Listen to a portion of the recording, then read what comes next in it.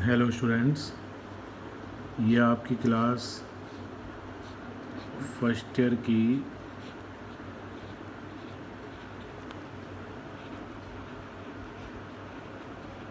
Accountancy की class है। इसमें हमारा टॉपिक चल रहा है जर्नल।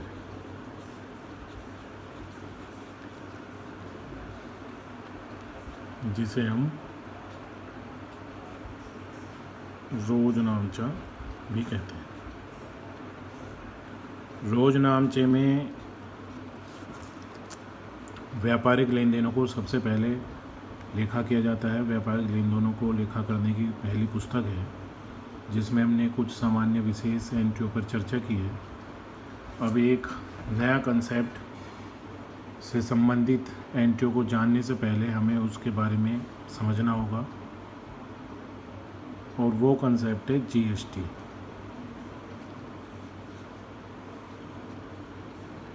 यानी इसकी फुल फॉर्म है गुड्स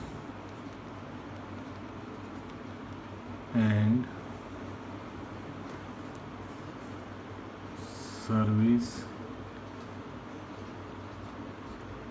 टैक्स।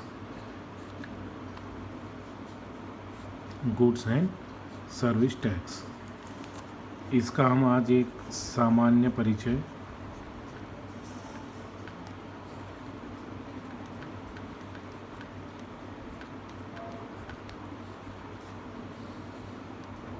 पर बात करेंगे।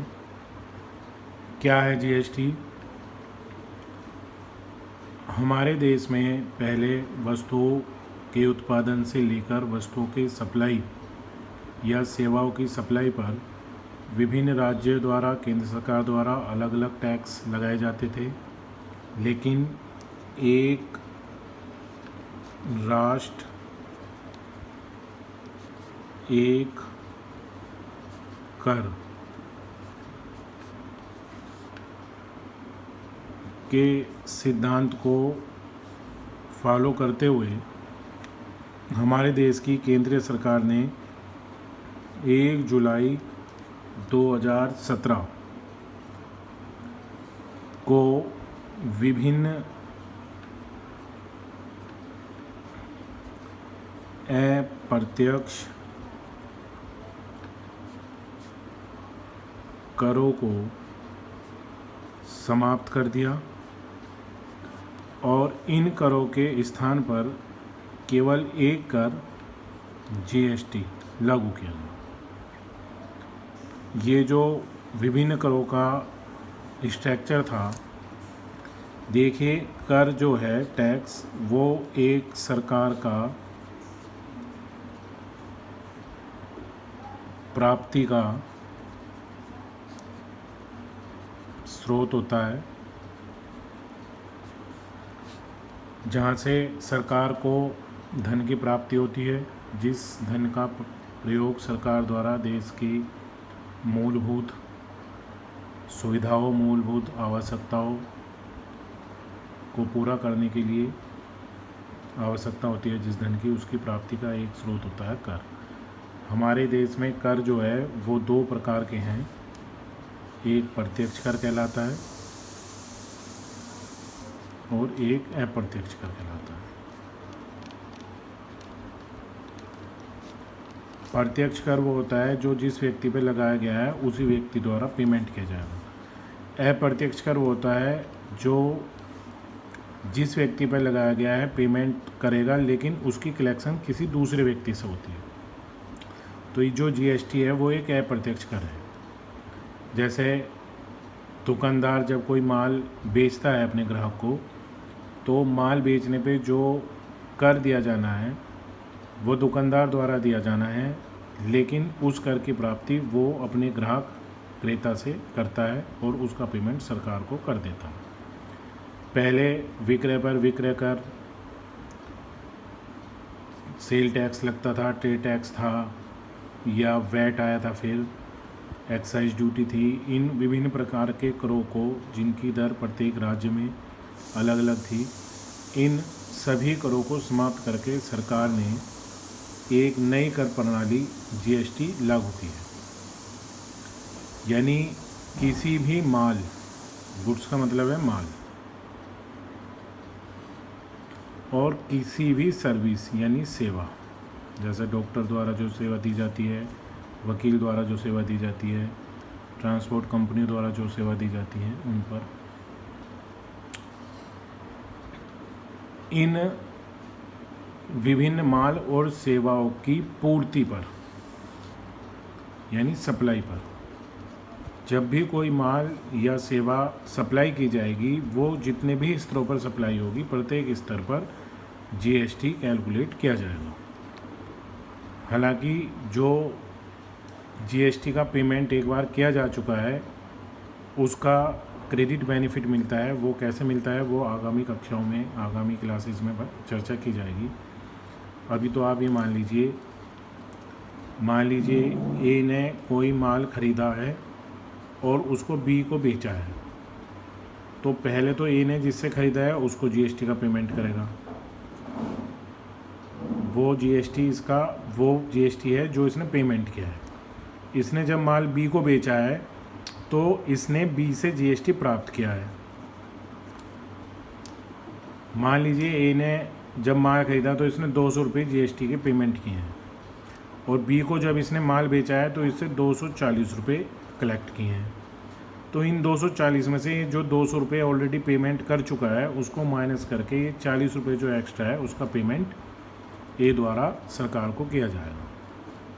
इसी प्रकार बी से सी, सी से डी, डी से अलग सोर्स में जितने स्तर पे ये बिकता जाएगा माल, उतने पे जीएसटी लगेगी। लेकिन जो ऑलरेडी पेमेंट हो चुका है उसका क्रेडिट बेनिफिट हर पार्टी को मिलता है। विभिन्न वस्तुओं सेवाओं पर जीएसटी लगाया जाता है, लेकिन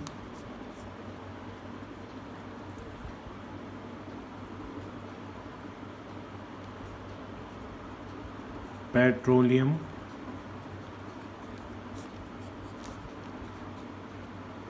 तथा एल्कोहल, इन दो श्रेणी की वस्तुओं पर अभी जीएसटी नहीं लगाया जाता। इनके अलावा सरकार ने जीएसटी के अलग अलग करों की दर के अलग अलग स्लैब बनाए हैं, जो 0 से लेके 28% तक हैं।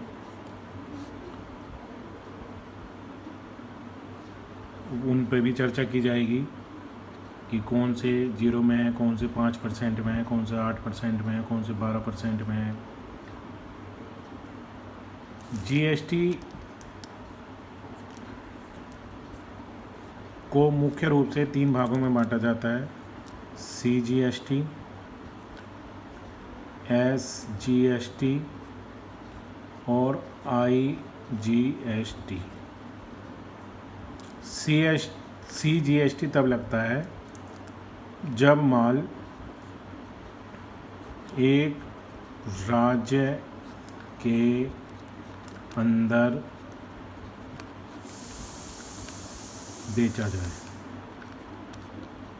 मान लीजिए कोई व्यापारी सहारनपुर का है, यानी उत्तर प्रदेश के एक डिस्ट्रिक्ट का है, और वो उत्तर प्रदेश के ही किसी दूसरे डिस्ट्रिक्ट के व्यापारी को माल बेचता है, तो वहाँ सीजीएसटी कैलकुलेट होगी। एसजीएसटी भी एक राज्य के अंदर माल बेचने पर कैलकुलेट होता है। आईजीएसटी जब 2 राज्यों के मध्य है, 2 अलग अलग राज्य हैं, उनके बीच यदि माल का विक्रय होता है तो आईजीएसटी कैलकुलेट होता है। मान लीजिए किसी वस्तु की टैक्स दर 18% है और वो एक राज्य में ही बेचा गया है, तो उस 18% को 2 भागों में तोड़ दिया जाता है, 9% सेंट्रल के लिए और 9% स्टेट के लिए। कुल 18% के 2 स्लैब बनते हैं, जिसमें से एक स्लैब सीजीएसटी कहलाता है और दूसरा एसजीएसटी। जबकि एक राज्य से दूसरे राज्य पर यदि कैलकुलेट होगा तो पूरा 18% होगा और वो आईजीएसटी के नाम से लगाया जाता है। ये जीएसटी का एक छोटा सा परिचय। किन पदार्थों पर ये नहीं लगाया जाता, ये क्वेश्चन कई बार पूछा जा चुका है। कितने भागों में ये बांटा जाता है, मुख्य रूप से 3 भाग हैं। जीएसटी की कर दर क्या है, इनकी एंट्रीज कैसे होंगी, जनरल एंट्री में हमें किन बातों को ध्यान में रखना है, उन बातों पर हम आगामी क्लासेस में चर्चा करेंगे। आप इस कंसेप्ट को ध्यानपूर्वक समझ लें। फिर अगली क्लास में हम जीएसटी की विशेषताओं पर भी चर्चा करेंगे। Thank you students.